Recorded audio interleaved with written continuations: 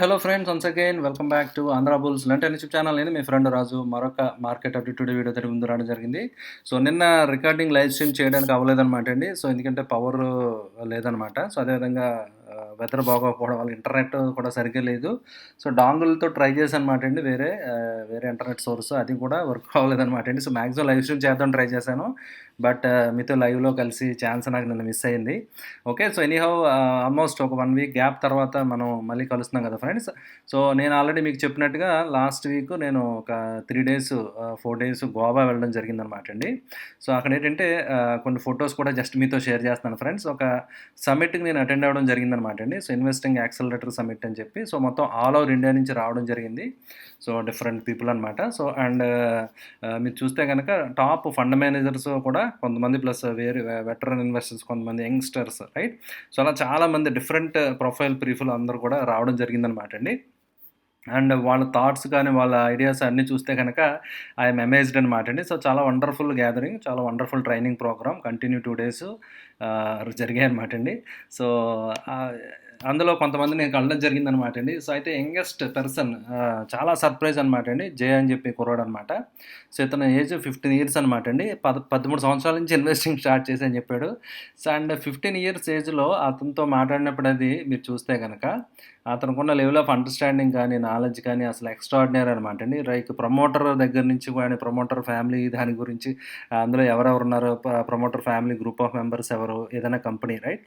అంత deep Dave అనమాట అండి. ఈ ఏజ్లో అంత నాలెడ్జ్ ఉండడం గ్రేట్ అనమాట అండి. అంటే క్యాపెక్స్ ఎంత అవుతుంది, ఎన్ని కోట్ల క్యాపెక్స్, దాని బిజినెస్ ఏ మోడల్ ఏంటి. సో చాలా చాలా హ్యాట్స్ ఆఫ్ అనమాట అండి. అంటే లైక్ గుజరాతీస్, కొంతమంది నార్త్ ఇండియా, పూణే అక్కడి నుంచి వచ్చారన్నమాట అండి చాలామంది యంగ్స్టర్స్. ఇతనే కాదనమాట అండి. సో వాళ్ళ ఏజ్ హార్డ్లీ బిలో 20 అనమాట అండి. బట్ వాళ్ళ నాలెడ్జ్ మాత్రం చాలా చాలా ఎక్స్ట్రాడినరీ అనమాట అండి. సో మొత్తం మోర్ దాన్ 100 పార్టిసిపెంట్స్ అనమాట అండి. అరౌండ్ 120 వెళ్ళి పార్టిసిపెంట్స్ దాకా రావడం జరిగిందనమాట అండి. So somewhere back I'm there.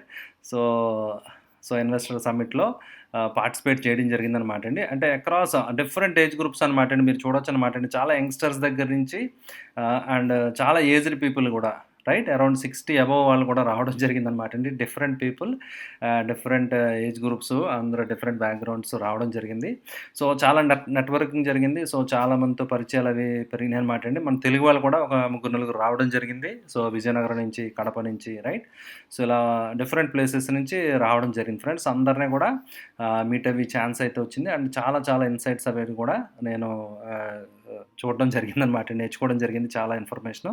So in future డెఫినెట్గా ఒక మంచి కోర్స్ లాగా ఏదైనా డిజైన్ చేద్దాం అనుకుంటున్నాను అనమాట అండి. సో చాలా కాన్సెప్ట్స్ ఇందులో ఉన్నాయి. సో అయితే అవన్నీ ప్రాక్టికల్గా నేను ముందు బ్యాక్ టెస్ట్ చేసి అవన్నీ ఎలా ఉన్నాయి ఏంటి, వాటి యొక్క అవుట్కమ్ ఎలా ఉంది ఏంటి, అవన్నీ స్టడీ చేసిన తర్వాత సో అప్పుడు నేను డిజైన్ చేసి I will be sharing, more than happy to share with you guys, right.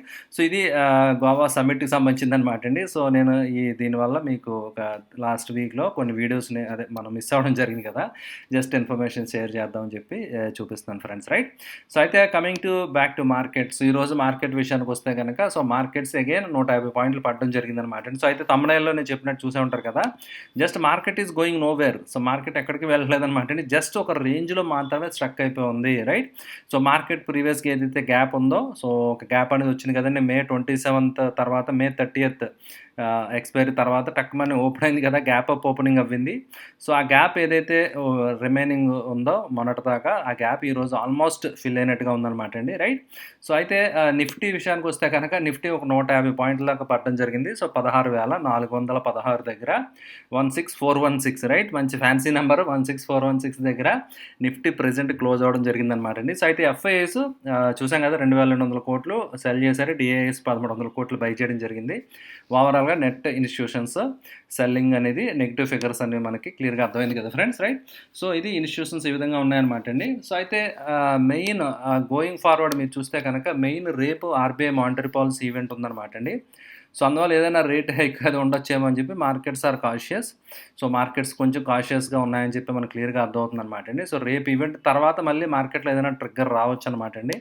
So మనం నిఫ్టీ చూస్తే కనుక as of now 20 period moving average పైనే ఉంది. It's okay, it's maintaining. And intraday chart మీరు చూస్తే కనుక సో 15 మినిట్ చార్ట్స్ చూస్తే కనుక ఫ్రెండ్స్ కొంచెం స్క్వీజ్, బొలింజర్ బ్యాండ్ స్క్వీజ్ అనేది నేను అబ్జర్వ్ చేశాను అనమాట అండి. ఓకే, మీరు చూస్తే గనక బొలింజర్ బ్యాండ్ స్క్వీజ్ అనేది క్లియర్‌గా విజిబుల్ అయిందనమాట అండి. సో, అంటే కొంచెం నేరో అవ్వింది. Towards end of the day అనమాట అండి. So, end of the day సెషన్‌కి కొంచెం నేరో అవ్విందనమాట అండి. సో, బొలింజర్ బ్యాండ్ ఎక్స్‌పాన్షన్ అనేది రేపు సడెన్‌గా వస్తదనమాట అండి. సో, ఒకవేళ రేట్ హైక్ అది ఉంటే మాత్రం 25 బేసిస్ పాయింట్స్ ఆ రేంజ్‌లో ఉంటే maybe it seems already market అది డిస్కౌంట్ చేసినట్టుగా మనం భావించాలి. అబోవ్ దట్ ఒకవేళ గనక 30, 40 అండ్ అబోవ్ 50 అలా ఏదైనా కొంచెం సర్ప్రైజ్ రేట్ హైక్స్ ఏమన్నా ఉంటే మాత్రం మార్కెట్ ఎలా రియాక్ట్ అవుద్దో చూడాలి. ఇట్ మే రియాక్ట్ నెగెటివ్ అనమాట అండి. So, there is a chance right. So, అది ఎలా ఉంటుందో చూద్దాం ఫ్రెండ్స్. అయితే ఈరోజు లైక్ నిన్న కూడా మీరు చూస్తే గనక ఆహ్, ఏ సారీ యూఎస్ మార్కెట్స్ నెగెటివ్‌గా క్లోజ్ అవ్వడం జరిగింది. ఈరోజు కూడా డౌ ఫ్యూచర్ మార్నింగ్ 130 పాయింట్స్ అలా నెగెటివ్‌గా ట్రేడ్ అవ్వడం చూసానమాట అండి. సో, అది కూడా మనకి ఒక రీజన్. సో, మార్కెట్స్ ఈరోజు కొంచెం నెగెటివ్‌గా క్లోజ్ అవ్వడానికి. అయితే రేపు ఈవెంట్ తర్వాత సో, మార్కెట్‌లో ఒక ట్రిగ్గర్ ఏదన్నా వచ్చే ఛాన్సెస్ అయితే ఉంటాయి. సో, అలా కాదు ఎక్స్‌పెక్టెడ్ లైన్స్‌లోనే సో, మరీ అగ్రెసివ్‌గా కాకుండా ఉంటే గనక అండ్ కామెంటరీ బావుంటే గనక రైట్ మళ్ళీ మార్కెట్స్ మళ్ళీ కొంచెం రికవర్ అయ్యే ఛాన్సెస్ అయితే ఉంటాయన్నమాట అండి రైట్. అయితే బ్రాడ్‌గా నిఫ్టీ కానీ, బ్యాంక్ నిఫ్టీ కానీ మీరు చూస్తే గనక ఓవరాల్‌గా just they are in a consolidation mode అనమాట అండి రైట్. సో, క్లియర్ కట్‌గా చూస్తే గనక కన్సాలిడేషన్ అవుతుంది తప్ప సో, అందుకంటే ఎక్కడికి వెళ్ళిపోవట్లేదండి. మార్కెట్స్ అక్కడే ఉంటున్నాయి. ఓన్లీ ఒక రేంజ్‌లో మాత్రమే ఉండడం అనేది మనం క్లియర్ కట్‌గా అబ్జర్వ్ చేస్తాం అనమాట అండి రైట్. సో, అయితే ఈరోజు ఒకసారి సెక్టర్ రొటేషన్ చూసేద్దాం ఫ్రెండ్స్. సెక్టర్ అనాలిసిస్ చూసిన తర్వాత సో, మిగతా మనం డిస్కస్ చేద్దాం అనమాట అండి. సో, అయితే ఈరోజు స్టాక్స్ నేను చూసానమాట అండి. స్టాక్స్ అయితే ఎక్కువ ఏం ఫిల్టర్ అవ్వలేదనమాట అండి. సో, స్టాక్స్ నేను మీతో షేర్ చేద్దాం అనుకున్నాను కానీ స్టాక్స్ చార్ట్స్ నాకేమి అనిపించలేదు. రైట్. సో, ఇది సెక్టర్ లోడ్ అవుతుంది. సో, నెట్ స్లోగా ఉందనమాట అండి ఈరోజు కూడా కొంచెం. సెక్టర్ సంబంధించి yeah! It's getting loaded right. Okay. ఈరోజు చూస్తే గనక పిఎస్యూ ప్యాక్ బాగా పెర్ఫార్మ్ చేయడం జరిగింది. అండ్ ఆటో కూడా గ్రీన్‌లో క్లోజ్ అవ్వడం జరిగిందనమాట అండి. Apart from that remaining all మీకు నెగెటివ్‌గానే క్లోజ్ అయినాయి. రియాల్టీ కానీ, మీడియా కానీ, ఐటీ కానీ ఇవన్నీ కూడా బాగా ఎక్కువ లాస్ అయిన ఇండెసెస్ అనమాట అండి. సెక్టోరల్ ఇండెసెస్, ఎఫ్ఎంసీజీ ఇవన్నీ కూడా పడిపోవడం జరిగింది. నిఫ్టీ ఆల్మోస్ట్ 1% పడింది కదండీ. సో, మోర్ దాన్ 1% ఈ ఇండెసెస్ అన్నీ పడడం జరిగింది రైట్. అయితే బ్యాంక్ నిఫ్టీ ఇవన్నీ కూడా మిడ్ క్యాప్, స్మాల్ క్యాప్ కొంచెం స్లైట్ అవుట్ పర్ఫార్మెన్స్ కనిపించిందనమాట అండి. సో, నిఫ్టీతో కంపేర్ చేసుకుంటే కొంతవరకు మాత్రమే జస్ట్ స్లైట్‌గా అవుట్ పర్ఫార్మెన్స్ ఉంది రైట్. అండ్ గ్లోబల్‌గా తీసుకుంటే గనక సో, నేను చెప్పినట్టుగా సో, గ్లోబల్ నిన్నైతే మాత్రం బాగా పడడం జరిగింది యూఎస్ మార్కెట్స్. సో, దానివల్ల రియాక్షన్ కొంచెం అలా వచ్చిందనమాట. అయితే ఇప్పుడు Dow Jones started trading again it's trading in red. నేను చెప్పాను కదండీ అరౌండ్ 130 అలా చూసాను మార్నింగ్ నేను డౌ ఫ్యూచర్. నౌ 230 దాకా పడడం జరిగింది. సో, అంటే సో, ఇంకా వీక్‌నెస్ అనేది మార్కెట్‌లో ఉండే ఛాన్సెస్ అయితే అగైన్ ఈరోజు కూడా వీక్‌గా ఇలా క్లోజ్ అయితే గనక రైట్. సో, రేపు మన మార్కెట్స్ కూడా డెఫినిట్‌గా సో, సిగ్నల్స్ నెగెటివ్‌గా తీసుకునే ఛాన్సెస్ అయితే ఉంటాయి. సో, అయితే విక్స్ అయితే మాత్రం still it is stable ahead of the event. ఒక మేజర్ ఈవెంట్ ముందర విక్స్ అయితే అంత అలార్మింగ్ సిట్యుయేషన్‌లో అయితే లేదు. ఇఫ్ ఎనీథింగ్ గోస్ సడన్‌లీ 25 ఆ రేంజ్‌లో ఏమన్నా దాటితే గనక రేపు సంథింగ్ ఇట్ మే ట్రిగ్గర్ కొంచెం పానిక్, ఫియర్ మళ్ళీ క్రియేట్ అయ్యే ఛాన్సెస్ అయితే మనకి మార్కెట్‌లో కనిపించే అవకాశం ఉందన్నమాట అండి రైట్. సో, ఇది general market technicals and market levels అవి మీరు చూస్తే గనక సో, సేమ్ అనమాట అండి. సో, జస్ట్ ఒక రేంజ్‌లో ఉన్నాయి. జస్ట్ ఒక కన్సాలిడేషన్ రేంజ్‌లో ఇప్పుడున్న లెవెల్స్‌లో హోల్డ్ అవ్వాలి. ఆర్ ఈ గ్యాప్ కూడా క్లోజింగ్ బేసిస్ మీద ఫిల్ అవ్వచ్చు రేపు right. So, and global cues బట్టి మనకి సిగ్నల్స్ వచ్చే ఛాన్సెస్ అయితే ఉన్నాయన్నమాట అండి. సో, సపోర్ట్ అండ్ రెసిస్టెన్స్ పరంగా చూసుకుంటే ఒక స్మాల్ ఒక ఎం ప్యాటర్న్ లాంటిది ఫామ్ అవ్వడం జరిగింది ఇక్కడ. సో, నిఫ్టీ మీరు చూస్తే కనుక ఆ నెక్ లైన్ బ్రీచ్ అయింది కాబట్టి కొంచెం బేరిష్‌గానే చెప్పాలి రైట్. సో, అయితే వాట్ ఐ సీ ఈజ్ అంటే 16,260 16,260 ఒక మంచి సపోర్ట్ అనమాట అండి. అండ్ రెసిస్టెన్స్ పరంగా తీసుకుంటే 16,620 రైట్. ఈ రెండు నిఫ్టీకి సపోర్ట్ రెసిస్టెన్స్ కింద యాక్ట్ చేసే ఛాన్సెస్ ఉన్నాయన్నమాట అండి ఫ్రెండ్స్ రైట్. ఓకే అండి. సో, అయితే ఆప్షన్ చైన్ కూడా ఒకసారి చూసేద్దాం అనమాట అండి. సో, ఈరోజు కొంచెం ఆప్షన్ చైన్ ఇంట్రెస్టింగ్ అనిపించింది నాకు. మీరు చూస్తే కనుక అంటే మార్కెట్ యొక్క వ్యూ డైరెక్షన్ ఒక సైడే ఉన్నట్టుగా అనిపించింది.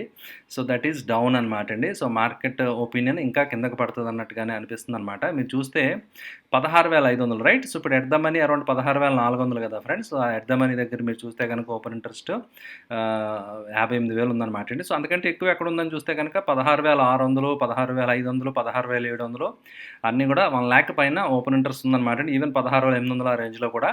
బట్ నియర్ చూసుకుంటే కనుక 16,600 కొంచెం హై ఉన్నది.